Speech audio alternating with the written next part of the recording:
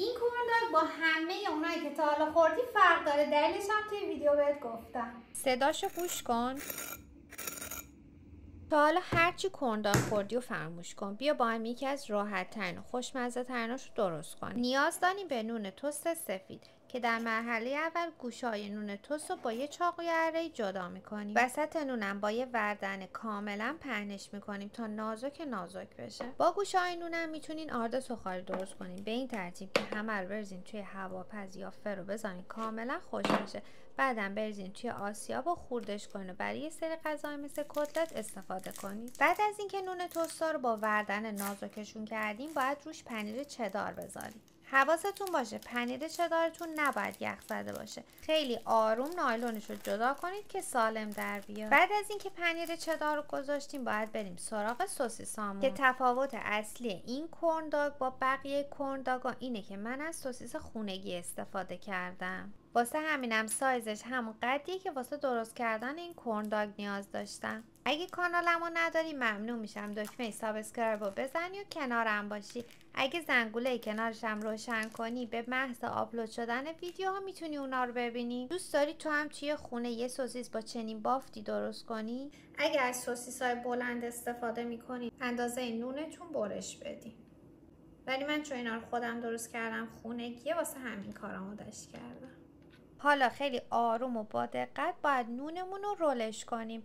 من یکم با انگشتم فشار میدم، همه رو دونه دونه رول میکنم و میذارم کنار. من یه دونشم با این سوسیس‌های بلند درست میکنم که ببینید اگه سوسیس کوچیک در دسترستون نبود یا خواستین با سوسیس‌های بازاری کورنداگ درست کنین باید اندازه عرض نونتون سوسیستون رو برش بزنید. باورت میشه هر مدل سوسیس کالباسی که دوست داری رو توی خونه بدون هیچ مواد نگهدارنده و با گوشت تازه میتونی درست کنی. اگه تا اینجا ویدیو رو دوست داشتی ممنون میشم لایکش کنی و برای ساخت ویدیوهای بیشتر بهم انرژی بدی.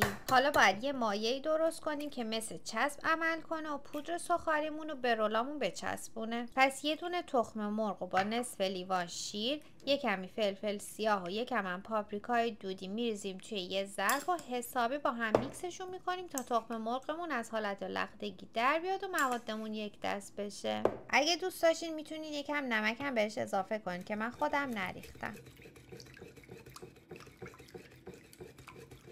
موادمون که کامل با هم میکس شدن باید رولا رو بیاریم. اول بذاریم توی مخلوط شیر و تخم مرغ کاملا زیر و روش کنیم که همه قسمتاش آغشته به مواد بشه. بعدم توی پودر سوغاری میغلطونیمشون. این کار رو با حوصله انجام بدین که همه قسمتاش آغشته بشه به پودر سوغاری. میتونین با دستتون هم یکم فشار بدین که مواد بچسبه روی نونتون. من از پودر سوغاری پانگو استفاده کردم. شما هر پودر سوغاری که دوست داشتین میتونین استفاده کنین.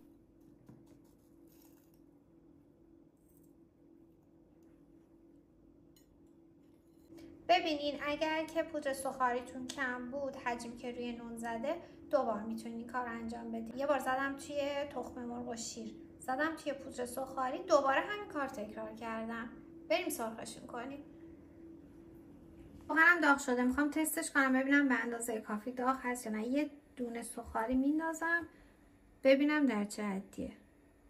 یعنی یکم دیگه نیاز داره که داغ‌تر بشه. دوباره تستش میکنم ببینید الان آماده است. روغنمون که داغ شد کورنداگا رو میذاریم توی تابه و سرخش میکنیم.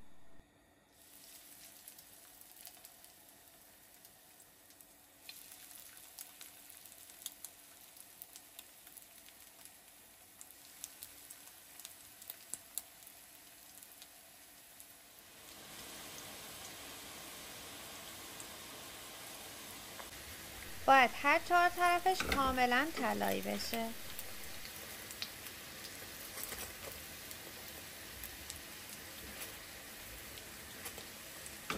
از طعمش که نگم برات. برو سر کوچه وسایلشو بخر بیار درستش کن که همه عاشقش میشن، مخصوصا کوچولوهاتون.